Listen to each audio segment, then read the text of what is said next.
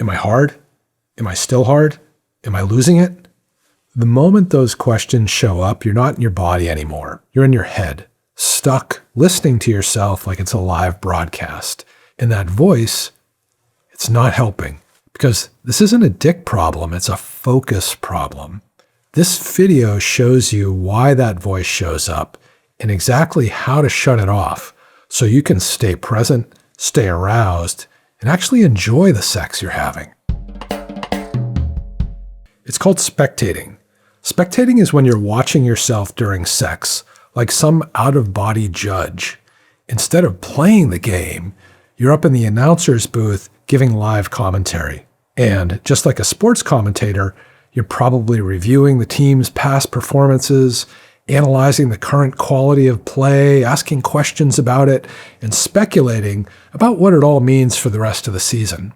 Great if you're on ESPN, but it sucks for sex. Self-surveillance is pretty much the opposite of intimacy. I've worked with a ton of guys over the years, and never once have I heard someone say that their internal dialogue gave them a hard-on. Never. I worked with one client who was so lost in his own commentary during sex, it was like he wasn't even in the same room, let alone the same bed with his wife. She was patient, kind, no big deal, but for him, it was brutal. And he hadn't had erection issues for a long time, and one night he had too much to drink, I think, and after that, that voice wouldn't shut up. And there wasn't any trauma, no deep backstory. He just needed the right tools to get out of his head and back into the moment. We used some of the same ones I'll show you today, and he was totally fine after that. Hey, quick pause, guys. Watching videos like this can definitely help you to solve your ED, but doing it this way, honestly, can take some time. So if you want to get this solved now, rather than later, I invite you to take the next step. Click the link down below to schedule a private consultation with me. You can tell me what's been happening, and I'll be upfront about whether I think I can help. If I can, you'll be getting back to reliable erections and peace of mind, ideally sooner rather than later. Most guys don't start with a frantic bedroom sports announcer in their head. Something prompts it, just like the guy I was talking about. A bad night, an awkward moment, a moment of shame. The brain panics and it builds a loop. Monitor everything, fix everything, don't let it happen again. And the intention is positive. People don't do this stuff because they're stupid or evil. They're just trying to solve a problem. But that ongoing commentary solution, that becomes the problem. The more that commentator babbles, the more disconnected you feel from your partner. The more disconnected you are, the less aroused you get. The less aroused you get, the more your erection fades. The more it fades, the more freaked out you get. So the commentator gets even louder and faster and again and again.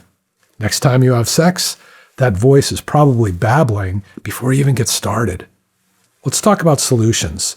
This isn't about how do I make myself get hard. It's about staying in the playing field. Michael Metz and Barry McCarthy have worked with thousands of guys struggling with ED. In their book, Coping with ED, they're clear. That broadcast is the problem. The fix? Take off the headset mic and focus on your sensations.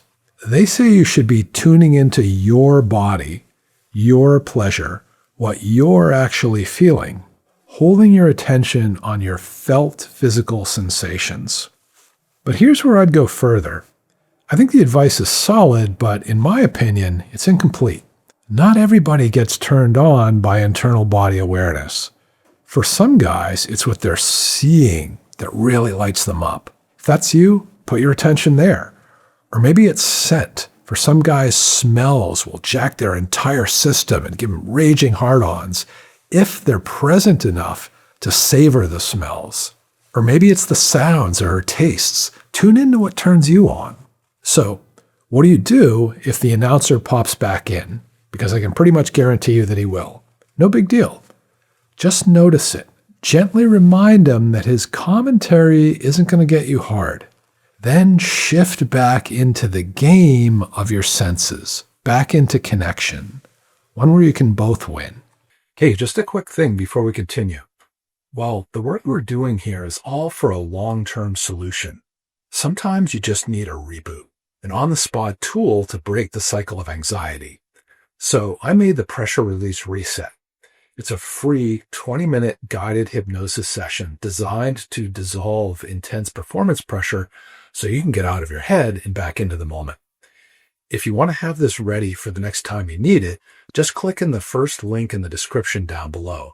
I'll send it to you right now, completely free. Okay, let's get back to the video. Spectating thrives on binary thinking, those all or nothing distortions. You're either 100% good or 100% bad, perfect or a failure. Cognitive behavioral therapists work with this kind of thinking a lot. If your inner commentary says, if I'm not hard, I've lost the game, you're going to get a lot of noisy, anxious chatter. But what if you change the rules? What if the win is actually being in the experience? Maybe the more engaged you are with your senses, with your partner, the more you're winning. So instead of, if I'm hard, I win, if I'm not, I fail, try, we're both winning. Anytime I let myself fully be here with her, with myself, with this physical experience, try it. Clinical psychologist and sex researcher Lori Brotto talks about how anxiety speeds you up and how presence comes from slowing down. If you're driving 100 miles an hour, you're probably not going to notice the scenery too much. But if you're walking slowly, you can take it in, enjoy it, really appreciate it. So slow down. Cut your pace in half. Breathe more slowly. Notice your breathing more slowly. Move more slowly. Touch more slowly. Let your hands follow curiosity. Let your attention slow down too. Only moving it from one aspect of the experience to the next very slowly. Slowing way down makes everything else easier. And if the announcer is still a bit chatty, no problem. Slow him down too. Notice how you feel in your body when you slow the pace of his commentary way down. You might notice a difference. Have you ever seen the show Masters of Sex? I think it was on Netflix. It was based on two real pioneers of sex therapy, Masters and Johnson. They had a really simple take on ED. Spectating is judgment. And you can rewire that through something called sensate focus, or non-demand touch. Sorry, single guys out there, this is probably only going to be a fit for guys in a relationship. There's a lot more to it than I'll get into here, but the basic idea is this. You create an experience with your partner where there's just touch, no goals, no expectations. You focus on what feels good for the giver, not just the receiver. In their model, sexual touch is off the table at the start. No genitals, no breasts, just slow, connected, non-goal-directed touch. For some guys, that alone can reset everything. It could be a real relief. If you were working with Masters and Johnson, after taking some time in that mode, they'd give you permission to take the next step. More sexual touching is allowed, but no intercourse. Once you're comfortable at that level, then you'd be allowed to proceed to actual intercourse. This kind of a gradual reset has worked for a lot of guys, but even if you don't try their full protocol, you can still hold on to this mindset.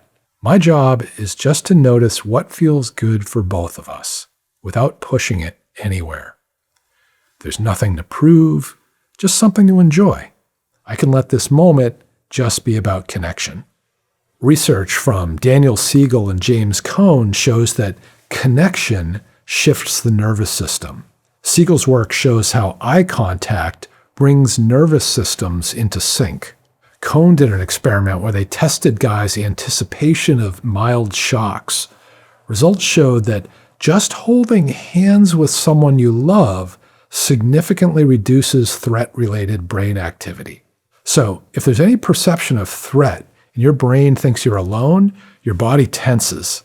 But when it knows you're connected, especially with someone you care about, it's more likely to send the signal to your body, you're safe. So step out of the announcer's booth, hold her hand, look in her eyes, Science says you'll probably feel a lot safer.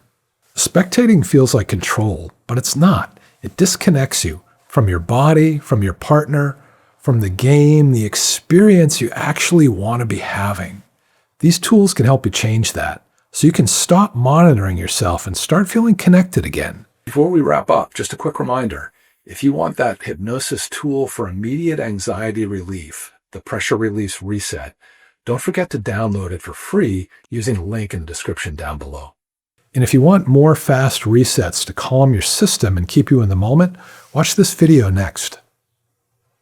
Thanks for watching.